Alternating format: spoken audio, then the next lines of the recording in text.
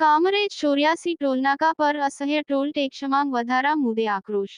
સ્થાનિક લોકો પાસે અપ ડાઉન માંગ ટોલ ટેક્સ ઉઘરાવતા કોંગ્રેસ આગેવાનોએ કામરેજ મામલતદાર અને પ્રોજેક્ટ ડાયરેક્ટરને આપ્યું આવેદનપત્ર. કામરેજ કોંગ્રેસ પ્રમુખ અને વિરોધ પક્ષના નેતા ભગવાન ભોકળવાની આગેવાનીમાં આપ્યું આવેદનપત્ર. વાવ, ધોરણપારડી, અંત્રોલી, ધારોલી ગામના સરપંચોએ આપ્યું સમર્થન. સ્થાનિક વાહન ચાલકોને ટોલ મુક્ત કરવાની ઉગ્ર માંગ. જો સ્થાનિકો પાસે ટોલ ટેક્સ લેવામાં આવશે તો આવનાર સમયમાં ચક્કાજામ કરવાની સરપંચોની ચીમકી.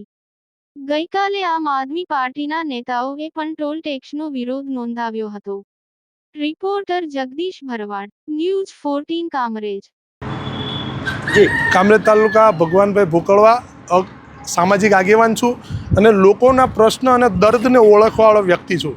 લોકોને એટલી બધી તકલીફ છે, ટોલ ટેક્સના નામે જે ઉઘરાણું ચાલે છે એનામાં બહુ મોટી તકલીફ છે. લોકોને આખા દિવસમાં અવર જવર કરવામાં આવે તો એકવાર, બે વાર, ત્રણ વાર લોકો ગ્રામ છે, આ બાજુ સગાવાલું છે, મિત્ર મંડળ છે, કંઈ વેપાર છે, કંઈ ધંધો છે, કંઈ રોજગાર છે, તો વારંવાર જે ટોલ કપાય છે અને લોકલ પબ્લિકને ટોલમાંથી માફી મળવી જોઈએ. અને આ ટોલ ટેક્સનો સમય મર્યાદા પતી ગઈ છે તો પણ હપ્તાના નામે ઉઘરાણું ચાલુ છે. આ બધી પરિસ્થિતિ જોતાં અહીંના લોકલ સોશિયલ મીડિયામાં વારંવાર બતાવવામાં આવે છે કે લોકલ પબ્લિકને ટોલ મુક્તિ આપે, તો તમે સત્તાવાર જાહેરાત કરો. સત્તાવાર બહાર આવીને લોકોને મીડિયામાં જાહેરાત કરો તો લોકો સમજી શકે. લોકોના પ્રશ્ન અસહ્ય વધી ગયા છે. લોકોને દિલની અવાજ સુધી પહોંચવાનો પ્રયત્ન કરો. માત્ર સત્તા લઈ અને સત્તાનો ભોગવટ અને પોતાના ઘર ભરવાની વાત બંધ કરો. અહીંયા લોકોના દિલની અવાજ સાંભળો. લોકોને તકલીફ છે. લોકો નાના વેપારી, ખેડૂતો પોતાના ખેતર સુધી જવા આવવા માટે બી 150 થી 200 રૂપિયાનો ટોલ આપવો પડે છે. અહીંયા અમે પ્રોજેક્ટ ડાયરેક્ટરને આવેદનપત્ર આપવા ગયા, એ લોકો અમને જોઈને ભાગી ગયા.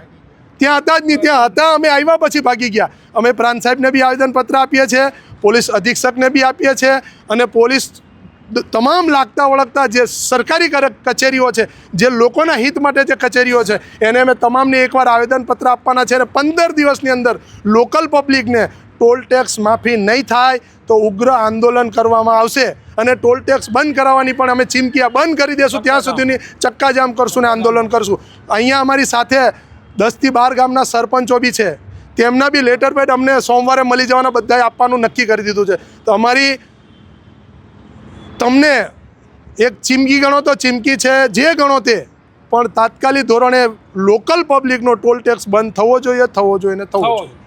નહીં થાય તો ઉગ્ર આંદોલન થશે. જી, આપનું નામ?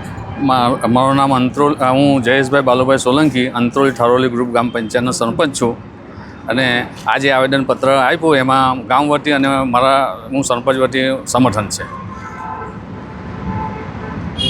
જી, મારું નામ બાલુભાઈ મોટીભાઈ પટેલ, હું વાવ ગામનો સરપંચ છું.